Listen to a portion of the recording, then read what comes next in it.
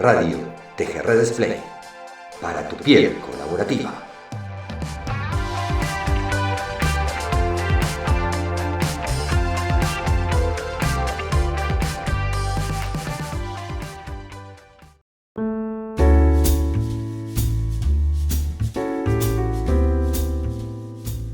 Gracias Nati, que está por ahí, gracias Patricio, que somos los que de alguna manera estamos aquí llevando, coordinando y avanzando en TGR Display, junto con todo el equipo de TGR Display y toda la comunidad de TGRs, intentando justamente llevar a quien nos escuche esta forma de ver, esta forma de mirar. Hoy vamos a estar en un lugar especial. El año pasado los recibía en casa, recibíamos a los invitados, a los que participaban en nuestro programa, los recibíamos en mi casa o en la casa de ellos. Hemos ido a Australia, hemos ido a Chile, hemos estado por Colombia, hemos estado por España, aquí en Argentina también. Hemos recorrido y siempre los recibíamos en el lugar en donde estábamos nosotros para trabajar. Este año vemos distinto, vemos que esta conexión con el planeta tiene que ser mucho más válida, esta conexión con nuestros propios ecosistemas, esta forma de ver la regeneración de todo lo que está pasando para que realmente nuestro mundo pueda seguir viviendo por sobre todas las cosas. Ya ni siquiera lo pensamos desde el crecimiento, sino el poder seguir viviendo y que tengamos un espacio mucho mejor para vivir. La persona que viene ahora a hablar con nosotros nació por estos pagos, tiene su padre argentino, vivió muchos años en Córdoba, ha vuelto a Argentina muchas veces, por eso buscamos un espacio que incluso hasta para mí, que también conozco esos lugares, esos arroyos de Córdoba, pensando en el Cuadrado, allí cerca de Capilla del Monte, en plena sierra cordobesa, esos arroyos que nos invitan con distintas piletitas en donde de poder disfrutar una mañana, una tarde, unos mates, algo para tomar, algo para beber, algo para disfrutar desde lo individual y desde lo colectivo. Así que doy la bienvenida a Amalio. Encantado de estar aquí con vosotros y vosotras compartiendo este buen rato de la tarde española. De la tarde española, exactamente. Te vamos a llevar muy brevemente a este espacio, a este arroyo de montaña, como para también que te puedas sentir como libre y en conexión con la naturaleza y quizás hasta haciéndote recordar tus años de juventud, ¿o no, Amalio? Sí, sí, bueno, por poner en contexto lo que tú comentabas antes de mis orígenes, ¿no? Ujú. Eh, eh, Realmente yo no nací en Argentina, yo nací en Cuba, Sí, sí. pero y tuve una infancia, viví 8 o 9 años en Argentina, en Córdoba, efectivamente, y después me regresé a Cuba. Entonces, entre Cuba, Argentina y España, eh, realmente ahora mismo sumando los años, en el país donde más he vivido es en España, así que me siento casi muy de aquí, ¿no? Y entonces tengo mi parte de Excelente. mi padre, que es argentino, y Ujú. tengo una raíz fuerte cubana, ¿no? Porque después de España, Cuba ha sido el país donde más he vivido. Después Argentina, como bien tú decías, regresé muchas veces para ir a ver a mi padre, tenía amigos, familia. Lo que lamentablemente mi padre falleció hace 4 años y no he regresado, ¿no? Pues sí, sí que tengo muchas ganas de regresar. Y Córdoba para mí tiene una fuerza vital en mi vida muy importante. Así que esos ríos de Capilla del Monte, Carlos Paz, toda la zona de los montes cordobeses, de la sierra cordobesa, Ujú. me traen muchos recuerdos, efectivamente. Qué lindo, qué lindo. Bueno, y sé, no, por ahí no conozco tanto, pero sé que en España también hay arroyos y ríos muy similares, también en distintos espacios, así que la intención es buscar esa conexión con la naturaleza, quizás a través de este espacio de río, de sierra o de montaña que siempre son tan acogedores para pensar, para meditar, para encontrarse con otros. Y esa es un poco la intención de hoy. Te presento un poco, Amalio, como para que ponernos un poco en contexto y meternos ya en el tema de hoy, ¿no? Amalio es autor del libro de la inteligencia colectiva, publicado por editorial Almuzara en marzo de este año, fundador y director de Emotools, experto en gestión de la innovación e inteligencia colectiva. También fue por muchos años profesor de la Universidad Carlos III de Madrid y ponente en varias ediciones del programa Tech Beyond del TEC de Monterrey. Trabajas mucho también con el diseño de sistemas de inteligencia colectiva para innovar así como de las arquitecturas participativas y al escalado eficaz de estos procesos. Me interesa mucho, la verdad que es espectacular tu experiencia. Tienes un blog también en el cual se te puede hacer consultas y hay incluso como una especie de espacio para preguntas que termina alimentando también esa inteligencia colectiva.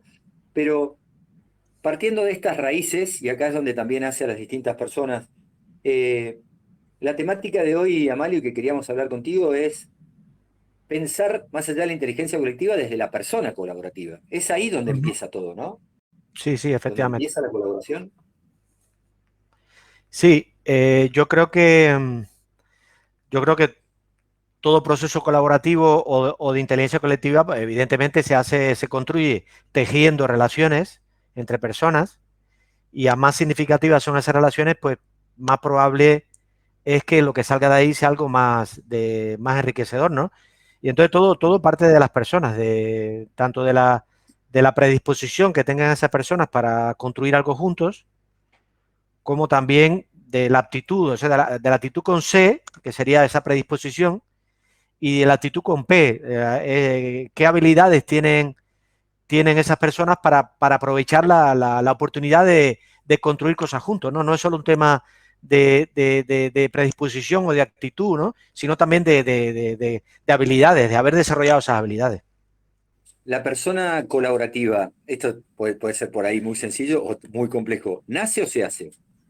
A ver, yo creo que como casi todo en la vida, cuando hablamos de personas hay un componente de talento nato, que viene en tu personalidad, y después hay un componente que se desarrolla, ¿no?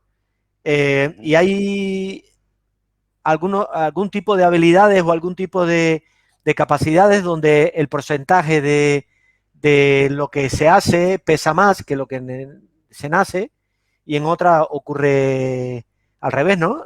Según el tipo de habilidad de la que estemos hablando, pesa más el factor talento, vamos a llamar talento a la capacidad natural innata que trae la persona, y lo otro es lo que la capacidad que uno puede desarrollar aprendiendo, ¿no? Esto que en psicología llaman mentalidad fija y mentalidad de crecimiento, ¿no? La idea que yo creo que tenemos que tender a pensar que hay mucho espacio para hacer, ¿no? Más que nacer, porque el nacer es demasiado determinista, ¿no? Pero de todas maneras, si somos realistas, hay que reconocer que hay gente que tiene más talento que otra. Yo te podría decir que personalmente, y eso precisamente me llevó a mí a interesarme más por la inteligencia colectiva, eh, yo soy una persona que tiendo a ser, he sido bastante tímida siempre, he sido tímida, incluso yo te diría que hasta un poco arisco, ¿no?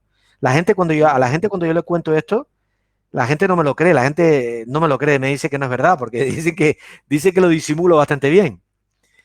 Pero yo en el fondo, Mariano, te puedo imaginar lo tímido que soy. Entonces, a mí esa personalidad mía siempre me llevó, me causó interés en profundizar qué se podía hacer para que personas como yo tuvieran más predisposición, ¿no? A aprovechar las posibilidades de lo colectivo, de lo social, ¿no? Así que, en mi caso particular, según mi experiencia, yo no creo que yo haya nacido tan propenso a colaborar, aunque yo vivía en un nido familiar que sí, que apoyaba eso, pero sin embargo me lo he tenido que trabajar. Así que yo sí que creo que son capacidades que se pueden desarrollar. Pensando desde ahí, obviamente el entorno y el contexto termina también de alguna manera condicionando esa, quizás desde necesidad de desarrollo o, como bien dices tú, desde la timidez, la necesidad de ver cómo conecto con otros Sí, para poder crear. Eh, sí. Esto lo llevas a pensar en la suplementariedad, en la complementariedad, en el desarrollo colectivo. Sí, eso es fundamental. Cuando vosotros en TG Redes habláis de cómo el individuo puede construir comunidades y después las comunidades cómo pueden proyectarse en organizaciones, ¿no? Ujú. Ese edificio que construís con vuestra metodología. Eh, Estamos pensando siempre que si la gente se junta a trabajar, a hacer cosas, eh, proyectos comunes, hay una parte que eso a vosotros os interesa siempre mucho, que es la parte lúdica, de disfrutar el proceso en sí mismo, ¿no? Es como actividad autotélica, ¿no? De hacer cosas que valgan por sí mismas, sin ningún objetivo, sin un fin utilitario, pero también hay un interés de construir cosas que beneficien a cada uno de los participantes en esos colectivos. Entonces, ahí donde se conecta la idea de que si yo me acerco a otras personas que tienen capacidades diferentes a las mías, yo puedo complementar, puedo conseguir una inteligencia aumentada, entendiendo la inteligencia como una capacidad que también abarca una dimensión emocional, no solo racional. Entonces sí que creo muchísimo en la posibilidad de cuando se colabora o cuando se crean espacios comunes, estamos tejiendo complementariedades y estamos creando condiciones según cómo se diseñe ese espacio común. Estamos creando posibilidades para que se aprovechen sinergias, ¿no? Que sinergias es eso, ¿no? Es que uno más uno seamos más de dos. Entonces yo sí que creo que estoy de acuerdo en lo que dices, ¿no? De que acercarnos a otros nos permite cubrir experiencias, habilidades que no hemos tenido la oportunidad de tener o capacidades que no traemos innatas, ¿no? Me encanta esa posibilidad de no tenernos innata y también esto que planteabas del desarrollo individual de cada uno de nosotros, ¿no? Eh, ¿Todas las personas pueden ser colaborativas? O sea, ¿qué tiene que darse para que esto suceda? ¿Y por qué no podrían serlo? Bueno, yo creo que toda, a menos que una persona padezca de alguna patología, que las hay, ¿no? De gente que, bueno, Ujú. que tenga una tendencia a aislarse absolutamente, ¿no? Eh, que le tenga miedo a los demás, que no sé. Yo creo que hay en algún grado siempre. Esto más que binario es un continuo, ¿no? Es un continuo donde eres muy poquito colaborativo, eres más colaborativo, eres muy colaborativo, te vas moviendo en ese continuo, ¿no?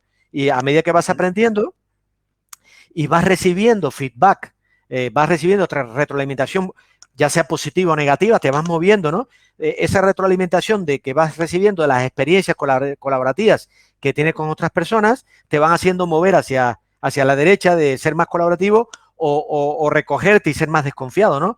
Hacia la colaboración. Nos ha pasado todo, que nos hemos movido hacia la derecha, hemos dado 2 pasos, a lo mejor después damos un paso hacia atrás porque hemos tenido una mala experiencia y eso hace que a lo mejor nos repleguemos, nos repleguemos hacia adentro, ¿no? Para intentar encontrar otro camino por el que volver a creer en la colaboración. Entonces, sí, yo creo que al final la propia experiencia de ir viviendo diferentes episodios colaborativos y de ir conociendo a personas distintas, vas aprendiendo y vas creciendo dentro de ese camino, ¿no? Yo lo veo como muy dinámico. Me encanta. Eh, y coincido en el dinamismo y en la necesidad de poder seguir creciendo y evolucionando partiendo primero de quizás de la necesidad individual para ir a la Sí. necesidad colectiva. Mira, Ahora, sí. perdona, yo retomo porque es que me había perdido un poco en tu pregunta, que me decías que cualquier persona puede ser colaborativa, que esa es la pregunta que me habías hecho, Ujú. y te decía que sí, que cualquiera. Hay gente, pero sí que creo que hay gente que tiene como más facilidad que otras, ¿no? Hay gente que, por ejemplo, no solo por ese talante ese talento innato que puede traer, sino también por su experiencia social. Hay gente que ha vivido en familias, en colectivos, donde la colaboración se respiraba en el día a día, ¿no? Y sin embargo ha habido personas que han vivido en entornos más individualistas, donde había, Ujú. donde había una lógica mucho más competitiva, entonces eso se va metiendo en vena, ¿no? Entonces, Ujú. según ese sería, pero ese sería el punto de partida que tiene cada uno. Y una vez que tú entiendes ese punto de partida, pues vas avanzando más rápido o menos rápido, a más velocidad o menos velocidad, según las experiencias que vas teniendo, esa retroalimentación que yo te decía, pero también según tus aprendizajes, tanto aprendizaje informal, que viene originado por esas experiencias, pero también aprendizaje formal. Y cuando hablamos de aprendizaje formal estamos hablando, por ejemplo, de lo que hacéis vosotros, ¿no? De ir a tejer redes, formarte, estudiar metodologías, ir a cursos, ese tipo de formación también te ayuda a ir avanzando en el camino ese de ser cada vez más colaborativo. Pero yo sí que creo que influye muchísimo la calidad de la retroalimentación que recibes de vivir episodios colaborativos. Si tú tienes 4 episodios colaborativos que son malos, que lo has pasado mal, que no has disfrutado, pues lo normal es que desconfíes más de lo colaborativo y quieras hacerlo menos. Por eso es tan importante que esos contactos que tenemos con las experiencias colaborativas, las primeras que tenemos, para que cuando nos abrimos de la cápsula, sean lo más buenas posibles, lo más lúdicas, las que te dejen pistas en positivo. Esto lo ato mucho y la verdad que bien lo has mencionado. Nosotros en Tejerredes, viste que trabajamos también con la metodología del CLEGES a partir de la persona colaborativa, ¿no? Sí. Cuerpo, lenguaje, emociones, historia, eros y silencio. Sí. Y bueno, y es un poco lo que estás planteando recién, estos de episodios colaborativos, cómo el cuerpo recibió, vivió, percibió, obviamente las emociones y bueno, y ese lenguaje recibido desde la familia y demás.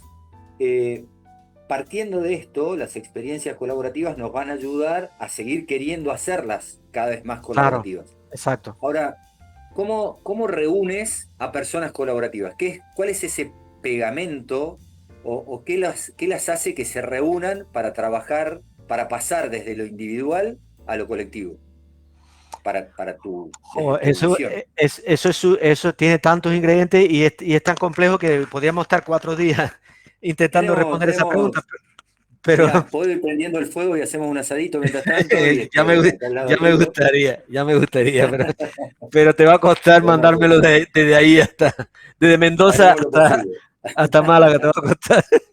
Pero bueno, mira, a ver, yo voy a intentar resumirte un poco lo que yo creo que nos mueve, ¿no? A colaborar. Yo creo que para mí que un grupo de personas funcione bien y que tú vivas una experiencia positiva en lo colaborativo, para mí es una fórmula que yo tiendo a resumirla, que es sumar, yo le llamo diversidad más afinidad. Por un lado, cuando hay una diversidad de talantes y talentos, digamos, es lo que traes innato. Talante tiene que ver con tu personalidad, tu inteligencia emocional, tu forma de acercarte a los demás. Y después viene la capa de conocimiento, ¿no? Las vivencias, las experiencias que tienes y que puedes contar a los demás y que te hace una persona más o menos interesante.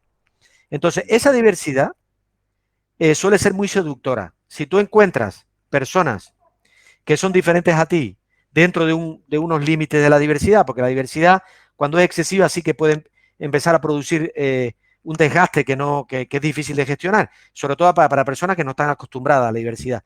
Pero un grado de diversidad manejable, que no produzca ansiedad, es súper magnético, ¿no? Atrae mucho, hace que un grupo sea divertido. ¿Bien? Pero tú empiezas a echarle capas de diversidad a ese recipiente, vamos, una probeta, ¿no? Vas echando más capas, y llega un punto donde esa diversidad empieza a ser inmanejable, empieza a ser incómoda, si no se cumple el segundo factor de la ecuación, que es la afinidad. ¿Qué permite, qué función tiene la afinidad? La afinidad es qué sirve de unión, de engrudo, de pegamento a ese grupo.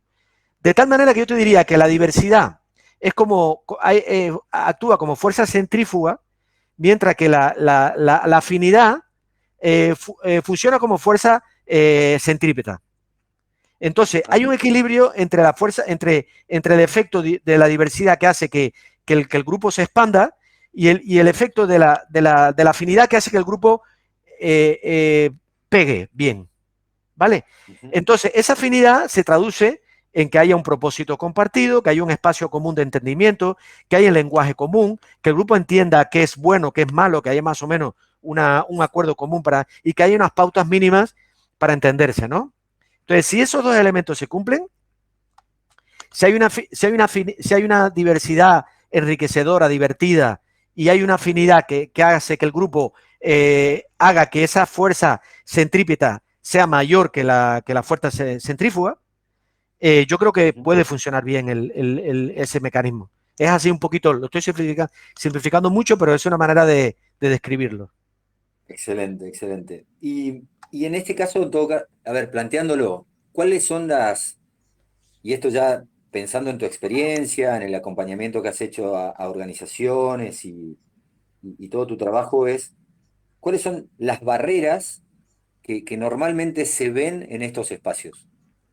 Estuvimos hablando de la fórmula ideal, ¿no? La suma de la Sí. diversidad y la afinidad, incluyendo los talentos, el talante, las experiencias vividas incluso previamente. Pero, hola, ¿qué tal? Llega una organización, sí, queremos trabajar en forma colaborativa. ¿Qué barreras son las primeras que Vale. surgen y sobre las que hay que trabajar? Vale, yo creo que aquí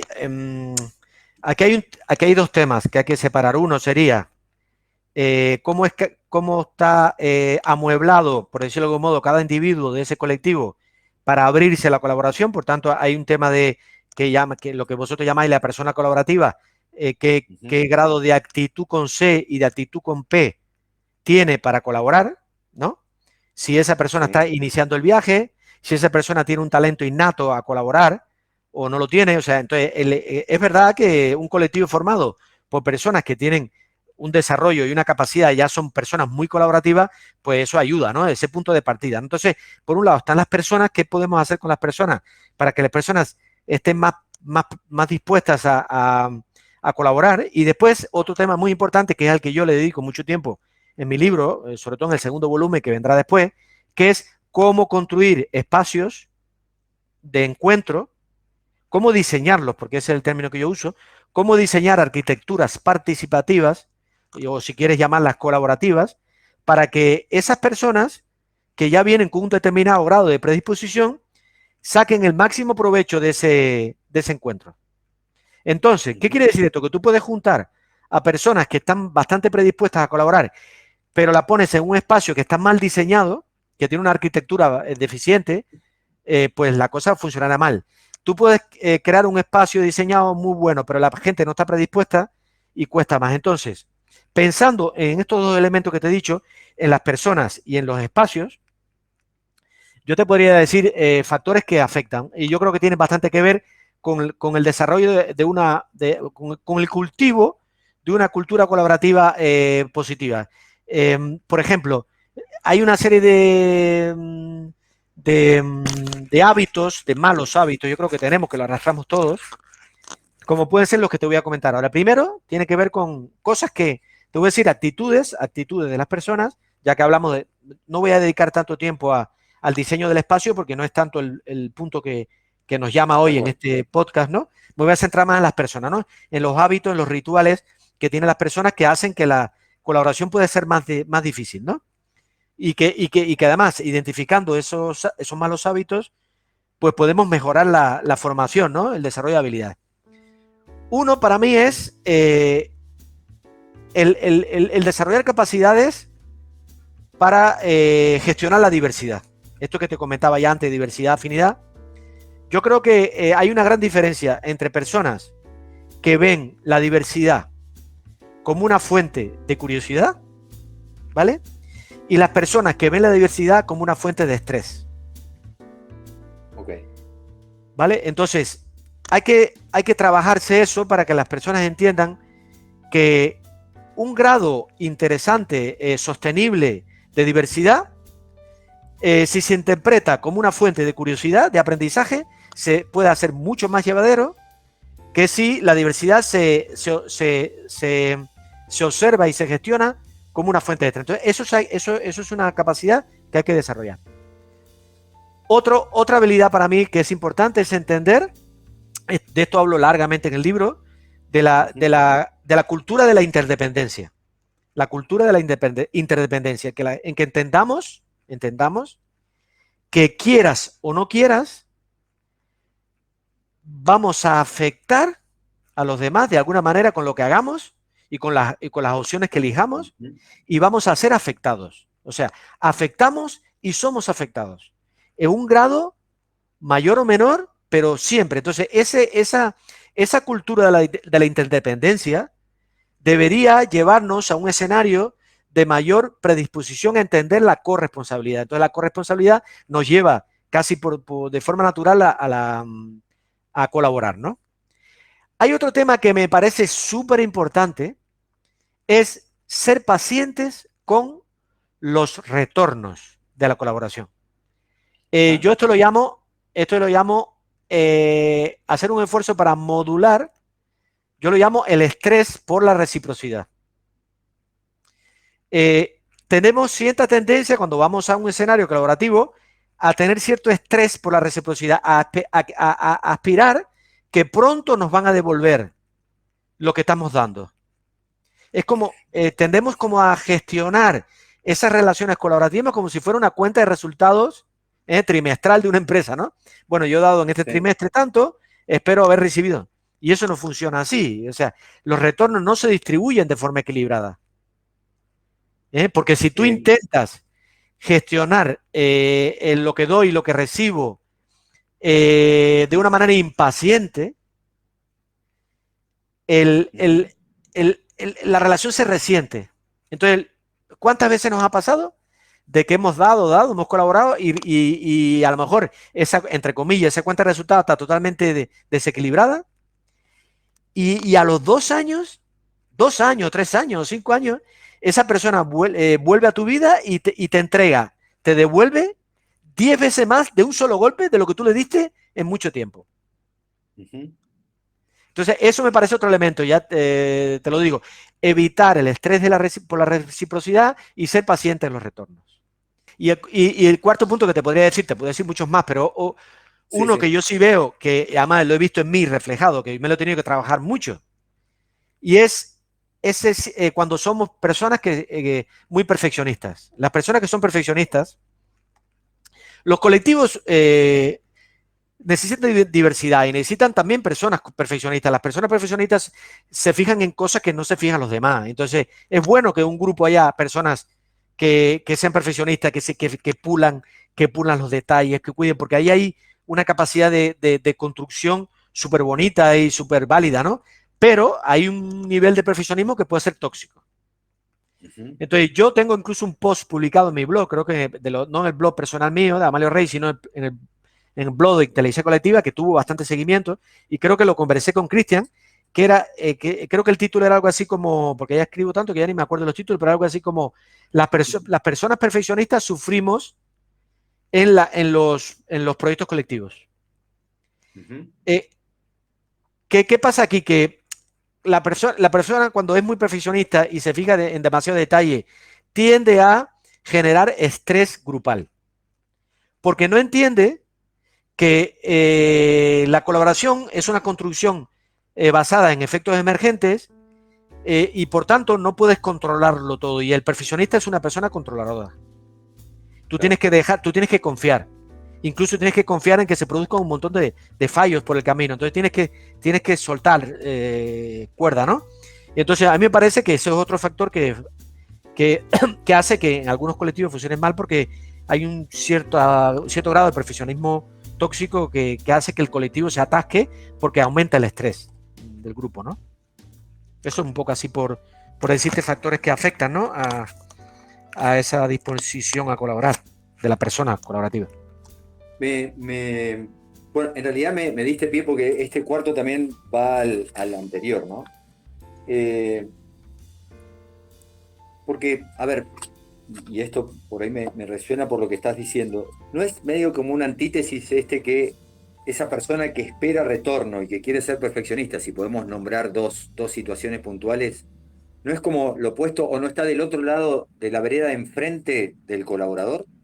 ¿O es necesario también parte de un equipo que también tengan esa espera de retorno o esa perfección buscada, digamos?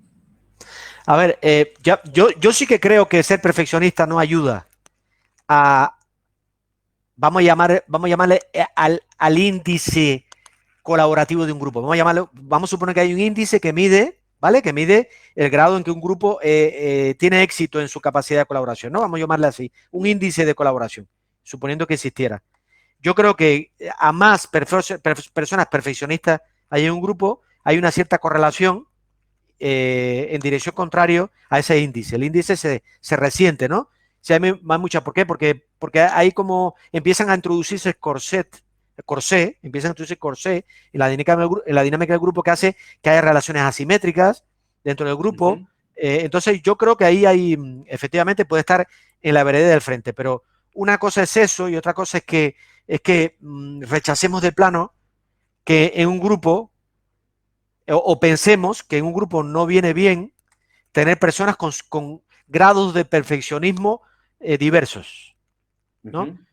Porque yo sí que he vivido la experiencia de que tener una o dos personas que son perfeccionistas, que miran el detalle, pero que practican un perfeccionismo saludable, que además ese perfeccionismo saludable se cultiva, se desarrolla, y se desarrolla, como yo te decía antes, gracias a retroalimentaciones positivas o negativas que esa persona va recibiendo a partir de sus episodios colaborativos, porque es mi caso, o sea, yo creo que yo sigo siendo perfeccionista, eso lo traigo innato, sin embargo sí que he aprendido y he ido mejorando mi capacidad de colaborar, he ido mejorando como persona colaborativa, porque he ido cambiando mi perfeccionismo tóxico a un perfeccionismo saludable. Me lo he trabajado mucho, pero ¿por qué me lo he trabajado? Porque yo he tenido retroalimentaciones negativas de mi perfeccionismo tóxico. Y he ido aprendiendo. Además, he tenido compañeros y compañeras generosos y amables que me han ayudado a verlo. ¿Vale? Pero ese perfeccionismo saludable también es bueno porque los grupos necesitan también gente que se fije en detalles. Porque a veces las mejoras significativas a veces son muy dependientes de detalles. El ser humano es una cuestión de detalles también. Es así, es así. Y coincido en ese detalle, digamos, faltando, vale la redundancia, eh, de buscar esos espacios que nos permitan incluso aportar desde ese lado, ¿no? O sea, como bien dices, yo soy perfeccionista, pensarlo desde qué puedo aportar desde mi talento y no sentirme fuera de la posibilidad de colaborar con otros. Pensando en la inteligencia colectiva, digamos, ¿qué puede ofrecer el libro a las personas que se encuentran en este camino de colaboración? Pensando en, yo Sí. quiero serlo, estoy buscando, ok, ¿qué va a encontrar ahí y cómo lo va a ayudar en ese camino a estas personas? Vale, sí, gracias por hablar del libro. El libro va a tener dos volúmenes. El primero es un ensayo de ciencias sociales que el objetivo principal que tiene, de hecho la propia portada del libro lo refleja en el dibujo de la portada, son unas gafas que unas gafas de la inteligencia colectiva que es como un filtro donde invitamos a los lectores a que si se ponen esas gafas van a empezar a percibir en su entorno eh, cosas que no verían si no se ponen esas gafas. Entonces yo creo que lo primero que el libro va a ayudar es a evangelizar, si se me permite la palabra, evangelizar en torno a lo que yo te comenté antes, que me parecía muy importante, que era la cultura de las interdependencias. El que la gente entienda que quieran o no lo quieran, eh, afectan y son afectados. Y que hay un espacio donde se construyen las relaciones sociales en el que hay que intervenir, en el que hay que participar, porque si no diseñamos, no participamos en ese diseño colectivo, lo harán a otros.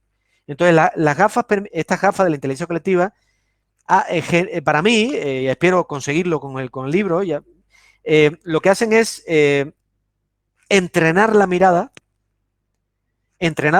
nunca mejor dicho, para que podamos percibir esos intangibles relacionales, ¿vale? Entonces yo creo que eso ayuda ya de por sí a mejorar significativamente la predisposición de las personas a colaborar. El libro, el libro también insiste, y yo creo que esto lo conecta con el espíritu de Tejerredes, y es la importancia de los afectos en tratar de conseguir que un grupo sea más inteligente. Ahí, de hecho, el libro propone una fórmula de la inteligencia colectiva que tiene 5 elementos que hacen que un grupo, si desarrolla esos 5 elementos, va a mejorar su inteligencia como grupo. ¿Vale? Entonces, esos 5 elementos son también aplicables a las experiencias colaborativas, porque las experiencias colaborativas se producen en el contexto de los grupos. ¿Vale? Y bueno, yo creo que por ahí el libro puede ayudar. Y entonces, cuando hablamos de los afectos, o sea, hablamos de la importancia de que las relaciones sean, que la colaboración sea efectiva. Cuando hablo efectiva, hablo en términos de que sea eficaz y sea eficiente, que no produzca un desgaste excesivo, ¿no? Porque si produce un desgaste excesivo, puede desalentar a que la gente quiera colaborar. O sea, que sea efectiva, pero también que sea afectiva, en el sentido de que tienen que promoverse relaciones significativas. Entonces, explicamos lo que son las relaciones significativas como un marco como la capacidad que tenemos de desplegar procesos socialmente enriquecidos. Y yo creo que eso Tejerredes lo hace muy bien. Yo creo que es una línea maestra de Tejerredes el desarrollar procesos socialmente enriquecidos. O sea, ahí creo que nos alineamos muy bien con el libro. Me encanta y gracias también por este match, por esta vinculación. Me gusta esto de los procesos socialmente Enriquecidos. significativos y enriquecidos. Por ahí me demoro porque voy escribiendo algunas cosas y me llama mucho Tranquilo, la está bien. atención, por eso también. Pero digo, hablo de estas experiencias que planteabas, o sea, si logramos diseñar y establecer ese afecto y estos, digamos, esta importancia en las relaciones significativas, es donde vamos a tener experiencias positivas colaborativas para poder seguir queriendo mantener ese modelo de trabajo, ¿no? Exacto, así es. Eh, Hay un círculo virtuoso, de alguna manera. Pregunta corta. Y acá tiene mucho que ver también lo que se plantea desde Tejerredes y por lo que estoy viendo también está muy relacionado a lo tuyo. El ego versus el eros. ¿Cómo juega el ego en todo esto? Hombre, el ego es un concepto complejo, ¿no? Porque el ego da la impresión como que va en dirección contraria a la generosidad, ¿no? Y a la apertura que demanda la colaboración, ¿no? El espíritu colaborativo, pero también es verdad que algo de ego tenemos todos, ¿no? Llámalo autoestima, llámalo como quieras, pero algo de ego tenemos todos. Y yo creo que eso tenemos que meterlo en la ecuación, tenemos que reconocerlo, no podemos ser tan hipócritas en sacarlo fuera de la ecuación, ¿no? De hecho, yo siempre digo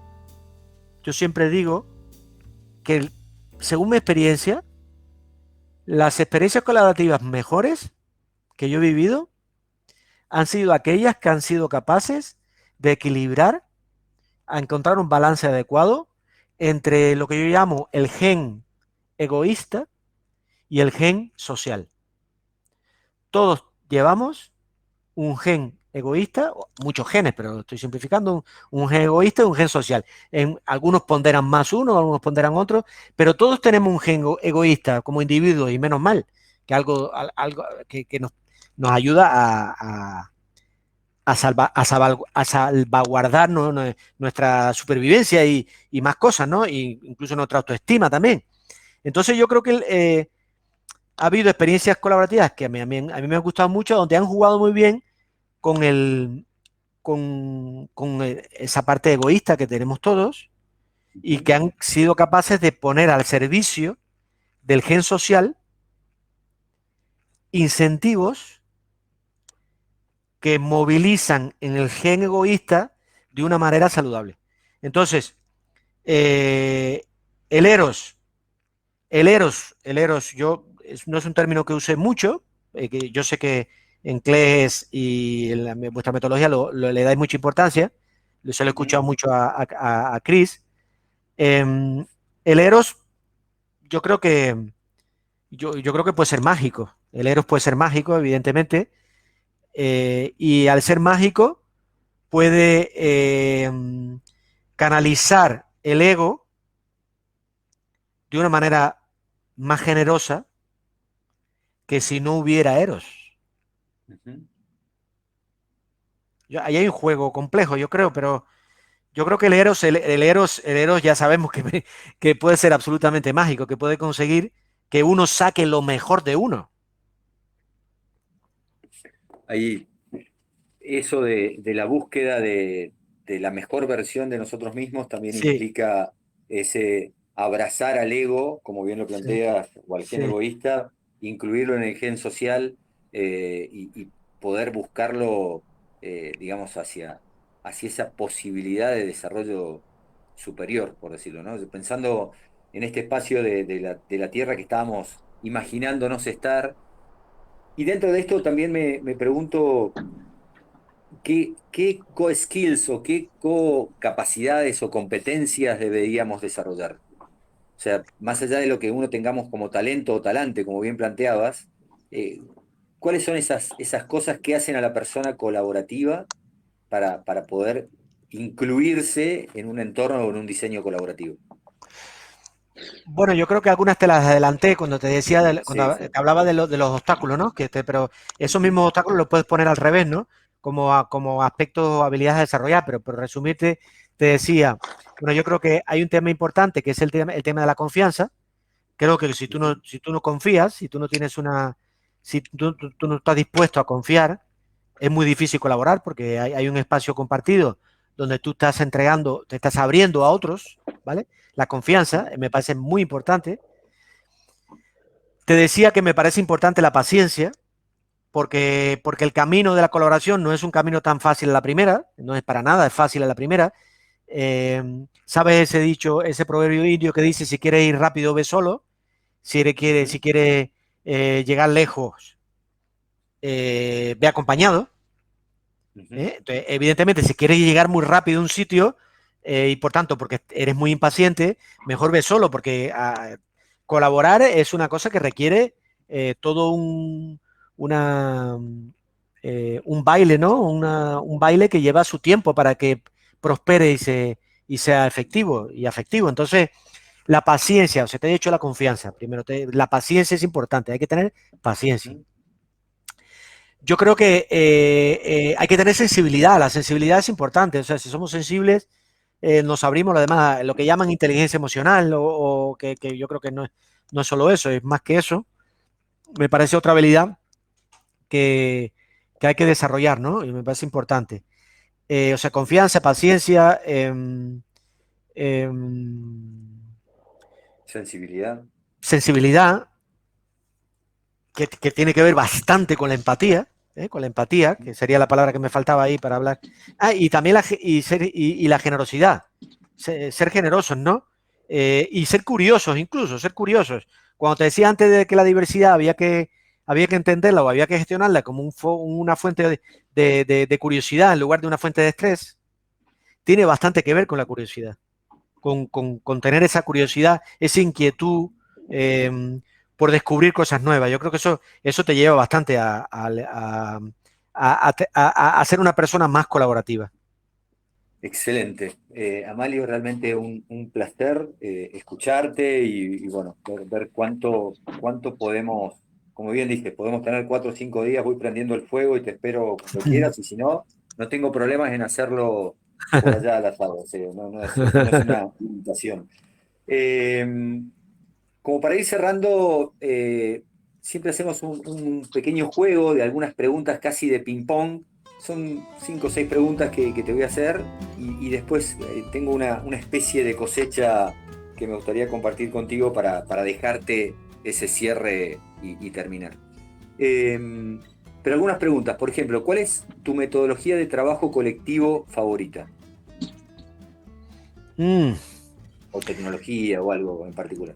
Metodología de trabajo, bueno, ahora mismo, perdona que me autocite, Sí. pero yo ahora lo que más, como me dedico a diseñar arquitecturas participativas, que es el tema que yo trabajo más, yo utilizo lienzos, desarrollo lienzos o canvas, o como quieras llamarlo, para rellenar diferentes atributos de diseño que tienen esas arquitecturas. Entonces, en mi propio libro, por ejemplo, esta fórmula que te comenté antes, de las 5 variables, ya la convierto en un lienzo y la uso para trabajar con equipos. Tengo en el capítulo 9 del libro, tengo otro lienzo que es de oportunidades para el desarrollo de proyectos de inteligencia colectiva, para que la gente detecte cuáles son los tipos de retos que son más propicios. Tengo otro lienzo con preguntas para que un grupo se autodiagnostique de su grado de inteligencia.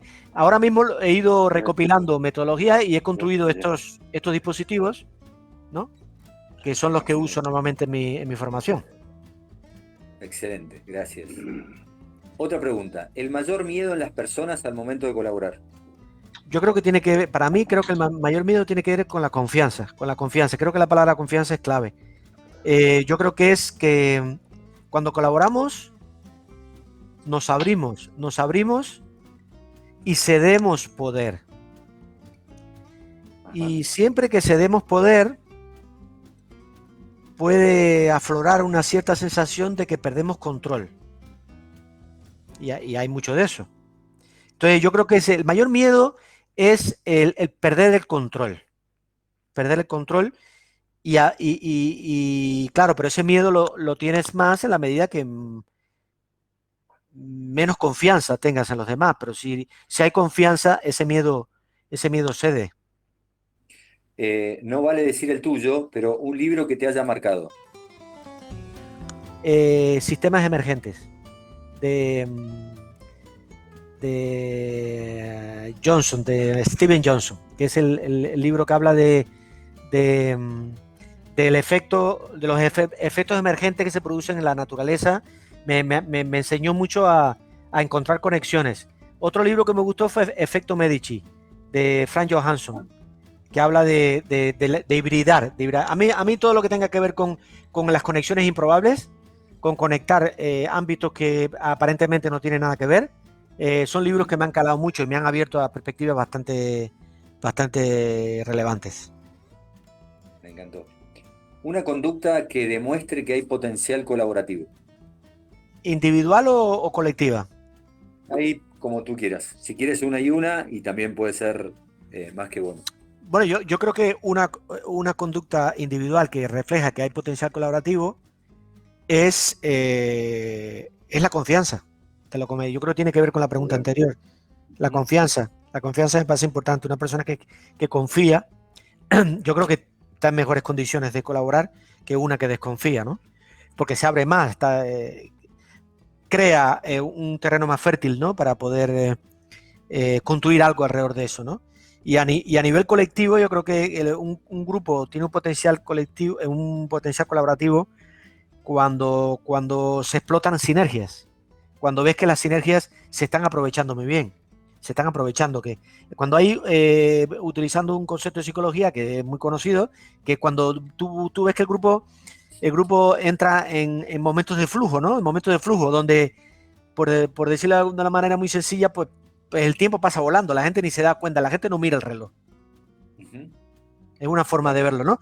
Si ves que la gente no mira el reloj, si no mira el reloj, que se lo están pasando bien y se está construyendo algo, hay complicidad, ¿no? Yo creo que eso también es un síntoma de potencial colaborativo. ¿Un deseo? Pues mira, yo el tema de la inteligencia colectiva, para mí es un deseo grande que tengo, es de que la inteligencia colectiva gane protagonismo como concepto, como paradigma y como metodología, ¿no? Y que gane protagonismo en la agenda de la conversación pública.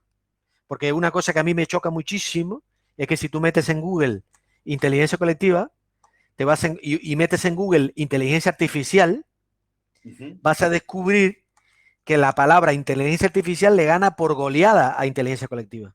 pero por goleada, no te puedes imaginar, puede haber, ahora no me acuerdo la cifra, porque la última búsqueda que hice, no sé si 40 veces más o 100 veces más, no lo sé. Y me sorprende muchísimo porque hay muchísima más inteligencia colectiva distribuida en la sociedad que inteligencia artificial. Entonces, inteligencia artificial está inflada y inteligencia colectiva es algo muy poco. Sí. De hecho, hasta hace poco tú metes inteligencia colectiva y los buscadores la asocian con sabiduría de las multitudes de James Surowiecki. Y inteligencia colectiva es mucho más que sabiduría de las multitudes. Wisdom of crowds. Es mucho más que eso.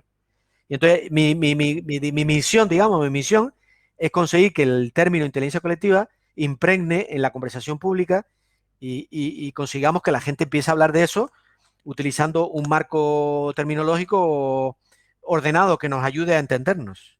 Ese es un poco, es un deseo que tengo. Amalio, la verdad que, como bien decía recién, es un placer escucharte. Nos has llenado de conocimientos y este desarrollo de los temas que nos hacen a la inteligencia individual para sumar a la inteligencia colectiva, que me parece más que, más que importante. Si bien en el chat también hay, Mónica nos ha acompañado con una hermosa cosecha de algunas cosas Qué bien. seguramente lo estás viendo. Yo fui anotando como palabras sueltas que me gusta, como para terminar de hacer un resumen de esto que vivimos, ¿no? Recién. Y te lo leo muy rápidamente y después me gustaría palabras tuyas de cierre, más allá del agradecimiento eterno y enorme por parte de todos nosotros. Algunas palabras sueltas que me llamaron de esta conversa, como por ejemplo, predisposición, construir, actitud, aptitud, cosas juntas, hacer juntos, componente nato, desarrollo, talento, capacidad, mentalidad fija y mentalidad de desarrollo, personalidad, timidez, disfrutar el proceso, beneficio colectivo, capacidades diferentes, inteligencia aumentada, fingiendo complementariedades, 1 más 1 más que 2, aprendizajes, formal e informal, facilidad o factibilidad colaborativa, experiencia social, punto de partida, retroalimentación, calidad, episodios colaborativos positivos y negativos. Fórmula: sumar diversidad más afinidad. Diversidad, fuerza centrífuga; afinidad, fuerza centrípeta. Relaciones asimétricas, detalles, perfeccionismo, evangelizar en torno de las culturas, de las interdependencias, diseño colaborativo. Confianza, paciencia, solo versus acompañado, sensibilidad, empatía, generosidad, curioso. Sistemas emergentes, efecto Medici, conducta individual versus la conducta grupal o con la conducta grupal. Confianza, explotar sinergias, más inteligencia colectiva en la conversación pública.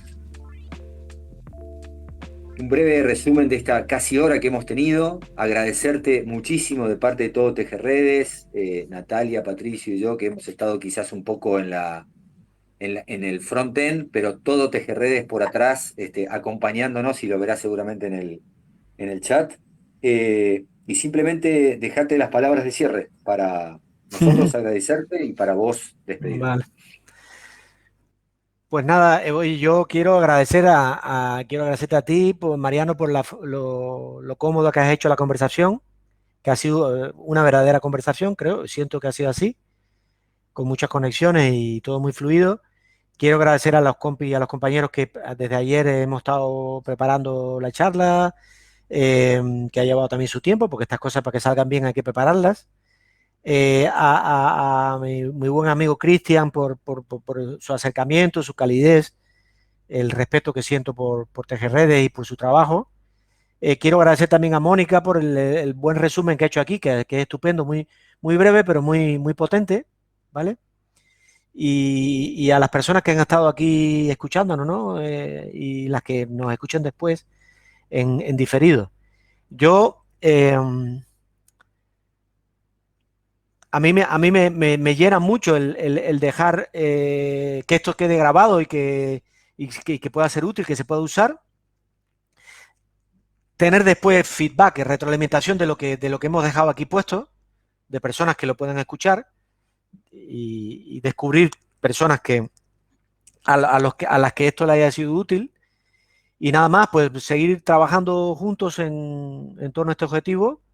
Las personas que quieran saber más del libro, hay un enlace que es es FAQ, es una lista de preguntas más frecuentes sobre el libro, que explica el libro, digamos, de qué va, el libro de inteligencia colectiva, y hay enlaces para que los seguidores de Latinoamérica o los seguidores de TGRedes, los participantes de TGRedes quieran dar con el libro, lo pueden comprar en formato ebook, dado que es muy caro. Hay gente que lo ha comprado en físico, ¿no? Pero encarece mucho, y en digital sí que se puede comprar. Y bueno, y seguir intercambiando ideas, ¿no? Y seguir aprendiendo uno de los otros, que es lo que me trae aquí. Así que muy agradecido por esta ventanita que hemos abierto, y contad conmigo para lo que queráis. Amalio, muchísimas gracias. Está compartido el link de tu libro, el link de tu blog también, con las preguntas frecuentes. Así que realmente agradecidos. Y gracias a todos Tejerredes, gracias en esta oportunidad a todos los que han estado participando y los que seguramente escucharán luego este blog. Damos cierre a este capítulo de la persona colaborativa con Amalio Rey en Radio Tejerredes Play para tu piel colaborativa. Muchas gracias y hasta siempre. Gracias a todos. Hasta luego.